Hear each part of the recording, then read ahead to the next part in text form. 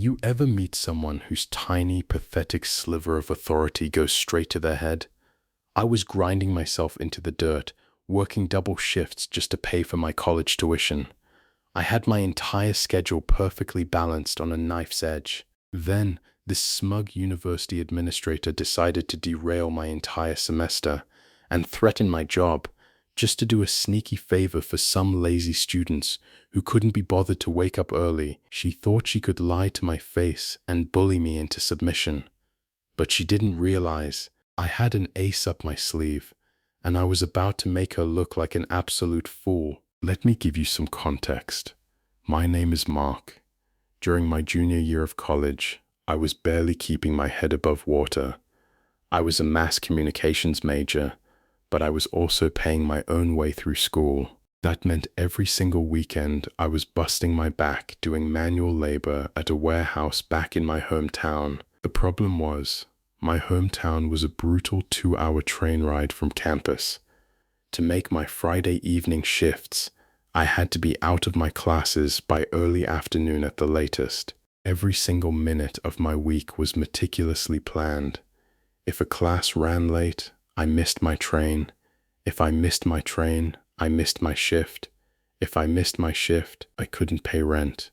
It was that simple. In my university, there are these mandatory core subjects that every single student has to take, regardless of what their major actually is.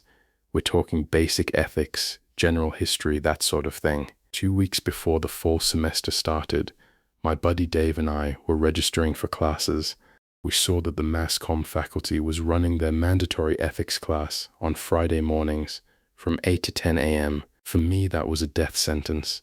Taking a Friday morning class meant I wouldn't get back to my dorm, pack my gear, and make the 2-hour commute in time for my warehouse shift. I'd be fired within a week. But there was a well-known loophole, because the syllabus for these mandatory classes was identical across the entire university. You could just register for the same class under a different department. So Dave and I bypassed our own faculty and registered for the management faculty's section. Their class was on Monday nights from 6 to 8 p.m. It was perfect. It kept my Fridays completely clear, allowing me to travel home for work without rushing. And this wasn't some shady hack either. This wasn't my first rodeo. I had taken mandatory classes in different faculties 2 or 3 times over the past couple of years with 0 issues. It was standard practice for working students. The first 3 weeks of the semester went flawlessly. Dave and I attended the Monday night class taught by a sweet older lady named Mrs. N. I was knocking out my assignments, making my weekend shifts, and finally feeling like I had my life under control. Then, in week 4, a bomb went off. Out of nowhere, Dave and I get an urgent email from Mrs. N. She sounded apologetic, but said she had just received word from the main office that we supposedly quote-unquote weren't allowed to be in her section. We were being ordered to drop her class immediately and switch back to the Friday morning mass comm section. My stomach completely dropped. Week 4 is almost the midterm point. Switching classes now meant I'd miss out on participation grades, have to scramble to catch up on a different professor's syllabus, and worst of all, I'd be forced into that Friday morning slot. My job would be entirely screwed. Confused and panicking, Dave and I went on a full-blown wild goose chase across campus. We sprinted between 2 different departments, sweating through our shirts, trying to find someone who could explain what the hell was going on. Finally, we were directed to the main administrative officer for the mass comm faculty. Enter our final boss. Let's call her Brenda. Brenda was in her 50s, wore a stiff ironed blazer, and possessed the most condescending smirk I have ever seen on a human being. The moment we walked into her office, she treated us like gum on the bottom of her shoe. Before we could even fully explain our situation, she started cutting us off. We tried to ask why this was happening, and she just kept putting her hand up and repeating, "You can't do it. You can't. You just can't." No explanation, no university policy cited, just sheer unadulterated arrogance. She had the absolute nerve to look at me and ask, "Why on earth would you choose another faculty's class anyway? You're a mass comm student. Stop being so selfish." But every time I opened my mouth to explain my work schedule, she would physically loudly sigh and talk over me. As a guy who was literally bleeding himself dry to afford to stand in her office, my blood was boiling. I realized exactly what her game was. She wasn't trying to help us. She was trying to frustrate us until we just gave up and went away. Honestly, if she had treated me like a man and been polite about it, I probably would have tried to find a compromise. But because she was so unnecessarily cruel, I dug my heels in out of pure spite. I took a deep breath, planted my feet, and looked her dead in the eye. I cut her off mid-sentence and spoke in that low, calm voice you use when you're incredibly angry. "Ma'am," I said, "you've asked us several questions without letting us answer a single one. We are willing to comply with university policy, but I work a heavy manual labor job on the weekends to pay my tuition. We'd like to understand exactly why we are being forced to switch classes a month into the semester." That actually made her shut up. She blinked, clearly not used to a student standing up to her. She bristled, her face turning red, and snapped, "It messes up the end of semester computer report. You students should learn to manage your schedules better." I replied, "I thought the university was supposed to accommodate students from different financial circumstances." Brenda huffed, suddenly switching to the sickeningly fake, sweet tone. She smiled like a snake and said, "Fine, email your lecturer, Mrs. N. See if she miraculously agrees to let you stay. But if she says no, you march right back here, drop the class, and register for the Friday section, okay?" Okay. She thought she had me trapped. She assumed Mrs. N wouldn't want to deal with the paperwork and would just kick us out. I just smiled back, held back the urge to scream, and said, "Okay, thank you."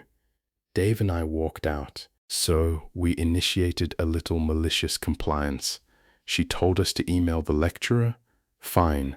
We immediately emailed Mrs. N, heavily emphasizing how much we loved her class, and we CC'd Brenda, the admin, so she could watch it happen.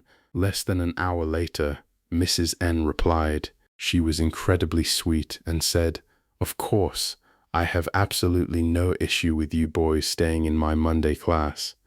We thought we had won, but Brenda, despite literally promising she'd allow it if the lecturer agreed, suddenly hit reply all.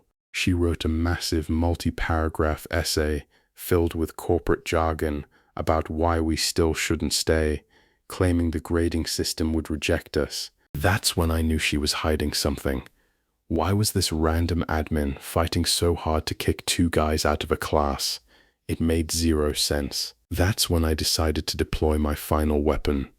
I looked at the schedule to see who actually taught the dreaded Friday morning mass comm section. The instructor listed was Miss Z, or, as I knew her, Professor Zimmerman. Here's the kicker. Professor Zimmerman and I were incredibly close. When I was a freshman, I helped her haul a bunch of heavy audio gear across campus every week to set up the new radio broadcasting studio. She was like a mentor to me and always had my back. I immediately texted Professor Zimmerman personally. I told her, "Hey, Professor, just a heads up. The admin office is trying to force me into your Friday 8 a.m. class, and it's going to ruin my weekend work schedule." Zimmerman called me back within 30 seconds. She was totally confused. She asked me to explain the whole situation, including Brenda's claim about the end of semester reports. When I told her that, Zimmerman literally laughed out loud. She told me, "Mark, that is a complete lie. The grading system auto-collects grades across all divisions regardless of major. It doesn't affect the report at all." Brenda had been lying to my face the entire time. And then Professor Zimmerman revealed the real ugly truth. The only reason Brenda was trying to force Dave and me out of the Monday night class was because a group of lazy, entitled students from Zimmerman's Friday morning class were whining about waking up early. They had begged Brenda to switch them to the Monday night class, But because they requested the switch after the official deadline, the system was full. So Brenda decided to illegally boot me and Dave out of our seats, risking my actual livelihood just to make room for some kids who wanted to sleep in. When Zimmerman realized what Brenda was trying to do to me, she was absolutely furious. Zimmerman told me, "Mark, as the lecturer, I have the final say on any new students registering for my class. I have to physically approve the transfer in the system." She paused, and I could practically hear her smiling. "And considering what this admin is trying to pull, I absolutely refuse to approve your transfer." No approval meant no class switch. It was brilliant. Zimmerman immediately sent an email directly to Brenda, with me CC'd. She formally stated that she was rejecting our transfer into her class, and firmly instructed Brenda to leave us in our current Monday section since we were already nearing our first assignments. Brenda had absolutely no countermove. She had officially been pulled rank on by a respected senior professor who caught her red-handed in a lie. We never heard a single peep from Brenda again.